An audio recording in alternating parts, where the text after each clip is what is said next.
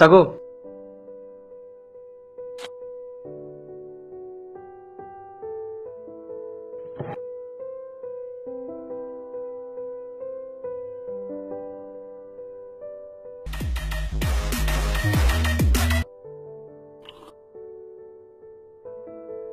இப்ப என்னமா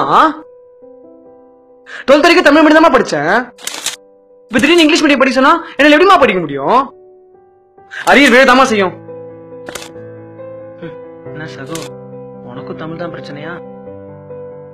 பின்ன என்ன சகோ, +2 வரைக்கும் புக்ல இருந்த தமிழ் இப்ப எங்க போச்சுனே தெரியலையே.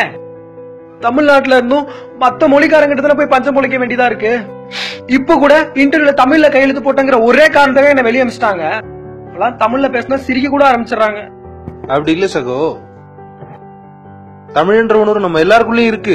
ஆனா அதை வெளியே சொல்லிக்கத்தானே அசிங்கப்படுறோம். அது மட்டும் இல்ல, இங்கிலீஷ்ல பேசுறதுதான் எல்லாரும் கௌரவமா நினைக்கிறாங்க. வெறும் 26 எழுத்து தெரிஞ்சவங்க கிட்ட 247 எழுத்து தெரிஞ்சவன் தலை குனிஞ்சு தானே போறான். ஆமா சகோ, நம்ம எப்ப தூங்கணுன்றதும் அவன் தான் முடிவு பண்றான்ல. இங்கிலீஷ் நியூ இயர நைட்டு 12 மணி வரைக்கும் முடிச்சிருந்து கேக் வெட்டி கொண்டாடுறோம். ஆனா தமிழ் நியூ இயர வெறும் லிவா மட்டும் தானே பாக்குறோம். தமிழ் தமிழ் இவ்வளவு பேசுறீங்களே, தமிழ்ல உங்களோட பிறந்த தேதி தெரியுமா? பிறந்த மாசம் தெரியுமா? தெரியாது. ஏன்னா உங்களை பொறுத்த வரைக்கும் முதல் மாசம் சித்திரை இல்லையே, ஜனவரி தானே. ஏன்னா நம்ம கேலண்டர் இங்கிலீஷ்ல தானே இருக்கு. இவ்ளோ ஏன் என் குழந்தைக்கு தமிழ்ல யாழினின்னு பேர் வைக்கணும்னு ஆசைப்பட்டேன். ஆனா எங்க வீட்டுல யாரும் அதை ஒத்துக்கல. மாடர்னா பேர் வைக்கணும்னு சொல்லிட்டு சம்யுக்தான் ஏதோ ஒரு பேர் வச்சிருக்காங்க. ஆனா நான் இன்னமும் அவளை யாழினின்னு தான் கூப்பிட்டு இருக்கேன். என்னோட குழந்தைக்கு தமிழ்னு ஒரு மொழி இருந்ததான்னு கூட தெரியாம போயிரும் போல. இப்பெல்லாம் எங்க தமிழ் படிக்கிறாங்க, எல்லாம் ஹிந்தி, ஜெர்மன், பிரெஞ்சுல போயிட்டு இருக்காங்க. நான் ஒருத்த பேசுறதுனால தமிழ் எப்படி வளரும் அப்படின்னு எல்லாரும் நினைச்சிட்டு இருக்கனாலதான் தமிழ் இந்த நிலைமையில இருக்கு.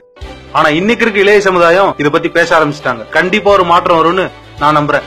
இனிய தமிழ் புத்தாண்டு நல்வாழ்த்துக்கள் சகோ. போலந்தே ஆரம்பிப்போம். தமிழ் புத்தாண்டு நல்வாழ்த்துக்கள்.